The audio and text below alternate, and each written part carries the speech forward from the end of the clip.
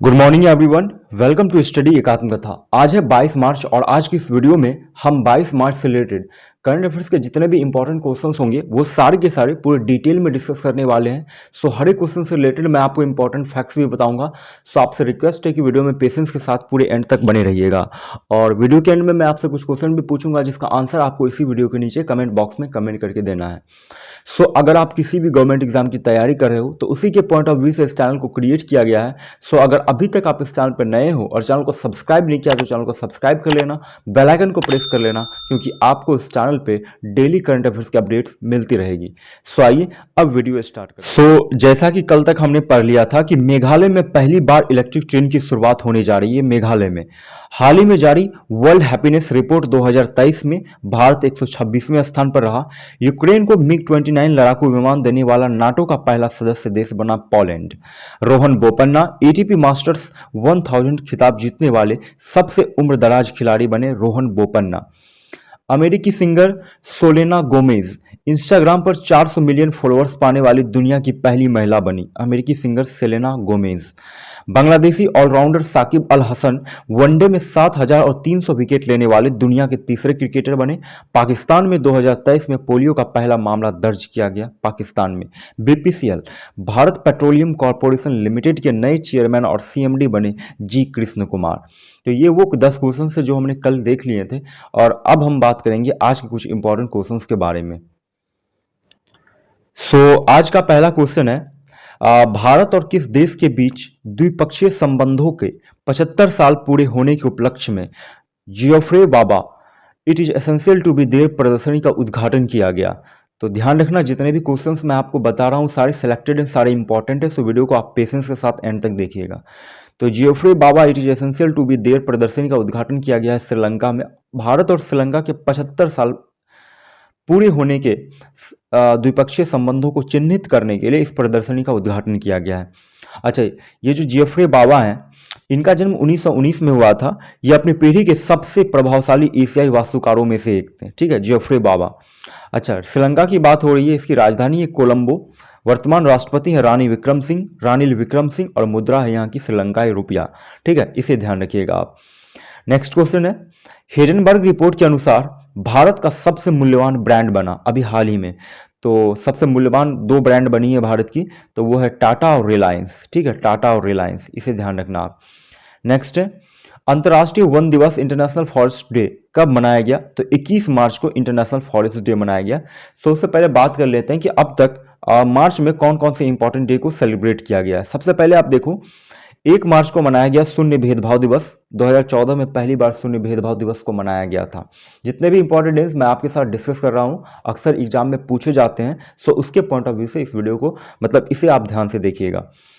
विश्व नागरिक सुरक्षा सप्ताह भी मनाया गया 1 मार्च को। यह आपदाओं और आपात स्थितियों के लिए तैयारियों के महत्व के बारे में जागरूकता फैलाने के लिए मनाया जाता है, जिसकी थीम 2023 की है भविष्य की पीढ़ियों के लिए सुरक्षा के लिए दुनिया के अग्रणी उद्योग विशेषज्ञों को एकजुट करना। ठीक है, नेक्स्ट है, 3 मार्च को मनाया गया राष्ट्रीय रक्षा दिवस, विश्व वन्यजीव दिवस और विश्व श्रमिक दिवस। विश्व वन्यजीव दिवस 2023 की जो थीम है वो है partnership for wild life conservation. 1 से 7 मार्च के बीच मनाया गया जन औषधि दिवस। 4 मार्च को मनाया गया राष्ट्रीय सुरक्षा दिवस और विश्व मोटापा दिवस। राष्ट्रीय सुरक्षा दिवस 2023 की थीम है आवर एम जीरो हार्म और राष्ट्रीय सुरक्षा दिवस की जो शुरुआत हुई थी 1972 में हुई थी। और विश्व मोटापा दिवस 2023 की थीम है changing perspective, let's talk about obesity. ठीक, नेक्स्ट है, 5 मार्च को मनाया गया था विश्व लेखक दिवस। 6 मार्च को मनाया गया विश्व टेनिस दिवस। 8 मार्च को मनाया गया अंतर्राष्ट्रीय महिला दिवस और नो स्मोकिंग डे। अगर आपसे पूछा जाए इंटरनेशनल वीमेंस डे कब मनाया जाता है तो 8 मार्च को मनाया जाता है और नेशनल वीमेंस डे कब मनाया जाता है तो वो 13 फरवरी को मनाया जाता है। ठीक है, इसे आप ध्यान रखिएगा, क्योंकि 13 फरवरी 1879 को सरोजिनी नायडू का जन्म हुआ था और वो कांग्रेस की पहली महिला अध्यक्ष बनी थी। ठीक है, नो स्मोकिंग डे 2023 की जो थीम है वो है stopping smoking improves your brain health. ठीक, नेक्स्ट है, 10 मार्च को मनाया गया CISF का स्थापना दिवस और अंतर्राष्ट्रीय महिला न्यायाधीश दिवस। 14 मार्च को मनाया गया अंतर्राष्ट्रीय पाई दिवस और नदियों के लिए अंतर्राष्ट्रीय कार्य दिवस। 15 मार्च को मनाया गया विश्व उपभोक्ता अधिकार दिवस, जिसकी थीम 2023 की है empowering consumers through clean energy transitions. 16 मार्च को मनाया गया राष्ट्रीय टीकाकरण दिवस। 1995 में पल्स पोलियो अभियान 2 बूंद जिंदगी की शुरुआत हुई थी, ठीक है। और 2014 में WHO द्वारा भारत को पोलियो मुक्त घोषित किया गया था 2014 में। 17 मार्च को मनाया गया वर्ल्ड स्लीप डे, ठीक है, जिसकी थीम 2023 की है sleeping is essential for health. 18 मार्च को मनाया गया ग्लोबल रिसाइकलिंग डे और विश्व मांस बहिष्कार दिवस। 20 मार्च को मनाया गया विश्व खुशहाली दिवस, वर्ल्ड ओरल हेल्थ डे और विश्व गौरैया दिवस। ये मनाया गया, ये 3 चीज मनाया गया। वर्ल्ड ओरल हेल्थ डे की जो थीम है 2023 की वो है be proud of your mouth. 12 सितंबर 2007 को पहली बार जो है वर्ल्ड ओरल हेल्थ डे मनाया गया था, ठीक है। वर्ल्ड हैप्पीनेस डे की जो थीम है 2023 की वो है be grateful and be kind. और 21 मार्च को मनाया गया अंतर्राष्ट्रीय वन दिवस और आज मनाया जा रहा है 22 मार्च को विश्व जल दिवस, वर्ल्ड वाटर डे, ठीक है। तो ये सारे इंपॉर्टेंट डेज थे 2023 में जो अभी तक सेलिब्रेट किए गए मार्च 2023 में, सो आप इसे ध्यान रखिएगा। नेक्स्ट है एशिया का सबसे बड़ा ट्यूलिप गार्डन किस राज्य या केंद्र शासित प्रदेश में बनाया गया है? तो जो एशिया का सबसे बड़ा जो ट्यूलिप गार्डन है वो जम्मू कश्मीर में बनाया गया है। इंदिरा गांधी ट्यूलिप गार्डन 19 मार्च को जनता के लिए खोल दिया गया है। अच्छा, जम्मू कश्मीर की बात हो रही है तो इससे रिलेटेड कुछ इंपॉर्टेंट पॉइंट्स मैं आपको बता देता हूँ। सबसे पहले देखो आप, जम्मू कश्मीर की राजधानी है श्रीनगर। स्थापना हुई थी 31 अक्टूबर 2019 को। भाषा यहाँ बोली जाती है उर्दू, कश्मीरी, डोगरी, लद्दाखी और गुजरी, ठीक है। प्रमुख नदियों की बात की जाए तो झेलम है, चिनाब है, सिंधु है, ये यहाँ की प्रमुख नदियाँ हैं। अगर जम्मू कश्मीर के राष्ट्रीय उद्यान या फिर वन्य जीव अभ्यारण्य की बात करूं तो दाचीग्राम राष्ट्रीय उद्यान है, किश्तवाड़ राष्ट्रीय उद्यान है और डॉक्टर सलीम अली राष्ट्रीय उद्यान है यहाँ पे। प्रमुख झीलों की बात की जाए तो डल झील, उलर झील, मानसबल झील, शेषनाग झील, अनंतनाग झील, बेरीनाग झील और नागिन झील, ये यहाँ की प्रमुख झील है। अगर जीआई टैग की बात की जाए तो कश्मीर कालीन को यहाँ पे जीआई टैग मिल चुका है। और ध्यान रखना, जम्मू कश्मीर में वीमेन सेफ्टी स्क्वाड शुरू किया गया हाल ही में, जिसका उद्देश्य स्कूल, कॉलेज, यूनिवर्सिटी और कोचिंग सेंटर में लड़कियों की सुरक्षा को सुनिश्चित करना है, ठीक है। जम्मू कश्मीर का जो सांबा जिला है, यहाँ का जो पल्ली गांव है, सांबा जिले के पल्ली गांव को कार्बन न्यूट्रल पूरी तरह से यानी सौर ऊर्जा संचालित होने वाली भारत की पहली पंचायत बन गई है पल्ली गाँव। और हाल ही में भारत सरकार द्वारा जम्मू कश्मीर में परिवार पहचान पत्र योजना प्रारंभ की गई है, ठीक है। ये वो सारे करंट स्कीम्स हैं या वो इवेंट्स हैं जो अभी हाल फिलहाल में जम्मू कश्मीर में हुए हैं या चल रही है। भारतीय रेल ने जम्मू कश्मीर में देश के सबसे लंबे स्केप टनल को खोला है। जम्मू कश्मीर में जनवरी 2023 में बेली सस्पेंशन ब्रिज का उद्घाटन किया गया, आपको मालूम होगा, जहां रक्षा मंत्री राजनाथ सिंह द्वारा चिनाब नदी पर 240 फीट ऊंचे इस ब्रिज का वर्चुअल उद्घाटन किया गया था, बेली सस्पेंशन ब्रिज। और जम्मू कश्मीर सरकार अपनी सभी ऑफलाइन सेवा समाप्त करके जो है पूरी तरीके से अब डिजिटल हो गई है। 4 फरवरी से 14 फरवरी 2023 तक जम्मू कश्मीर ने अपने पहले सरस मेले 2023 की मेजबानी की, जहां देश भर के कारीगर, महिला स्वयं सहायता समूह अपने हस्तकला, हथकरघा और अपने खाद्य पदार्थ का इन्होंने प्रदर्शन किया, ठीक। जम्मू कश्मीर ने हर गांव हरियाली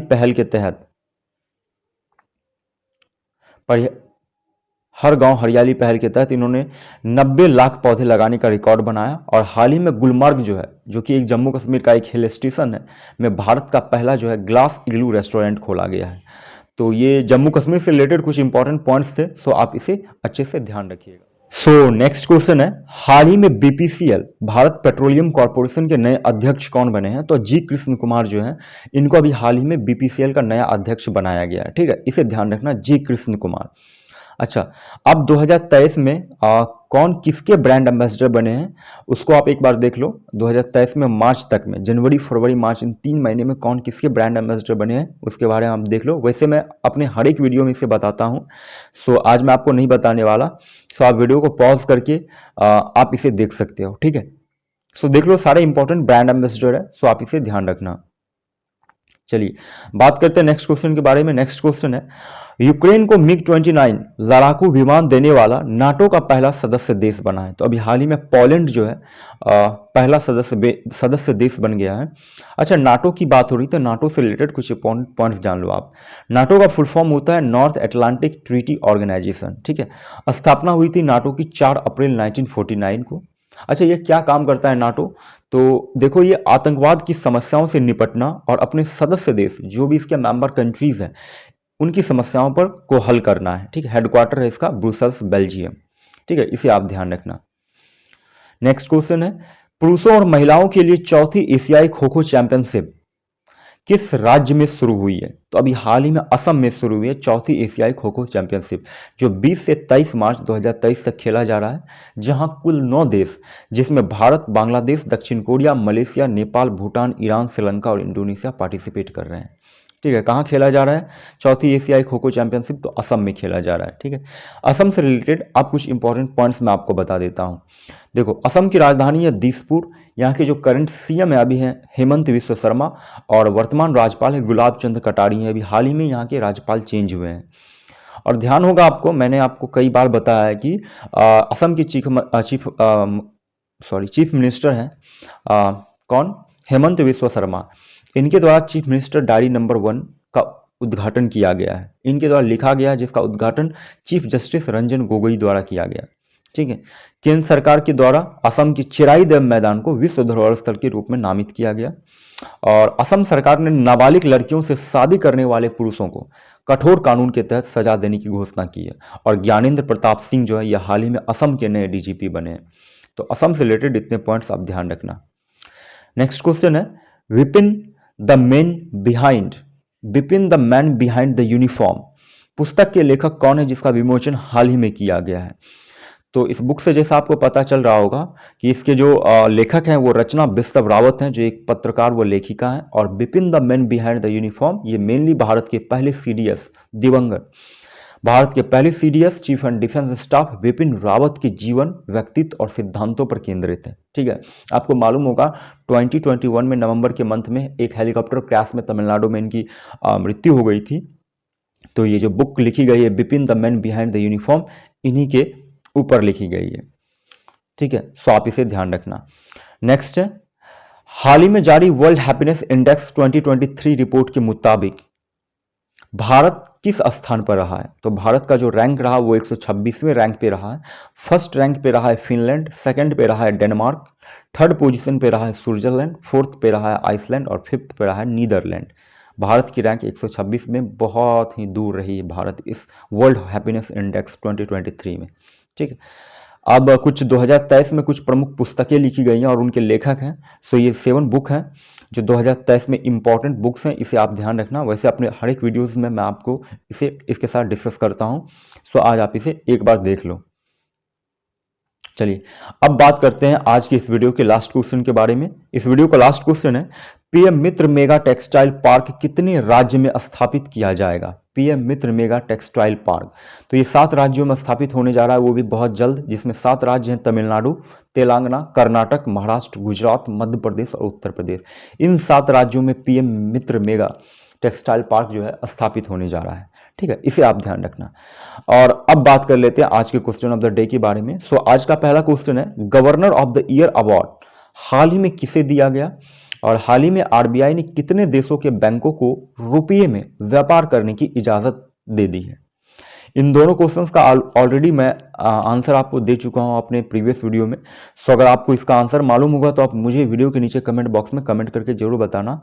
सो ओवरऑल आज की वीडियो आपको कैसी लगी? ये वीडियो अगर आपको थोड़ी सी भी अच्छी लगी हो तो वीडियो को लाइक करना, चैनल को सब्सक्राइब करना, क्योंकि आपको डेली इस चैनल पे इसी तरह करंट अफेयर्स की डेली अपडेट्स मिलती रहेगी। सो आपको मालूम होगा जैसा कि आपके इस भाई के चैनल पे जल्द ही एक गिव अवे आने वाला है। जैसे ही आपके इस चैनल पे स्टडी एक आत्मकथा पे जैसे ही 200 यूट्यूब फैमिली कंप्लीट हो जाएगी तो एक गिव अवे लेकर आऊँगा, वो भी बहुत बड़ा गिव अवे। सो कोशिश करना कि जल्दी जल्दी इस चैनल पे को सब्सक्राइब करना और अपने दोस्तों में रिकमेंड करना, ताकि उनको भी पता चल सके, अगर वो किसी भी गवर्नमेंट एग्जाम की तैयारी कर रहे हो तो उनके लिए भी हेल्पफुल हो सके। सो आज के इस वीडियो को यहीं तक करते हैं, मिलते हैं कल फिर से आपसे एक नई वीडियो में। तब तक के लिए जय हिंद, जय भारत।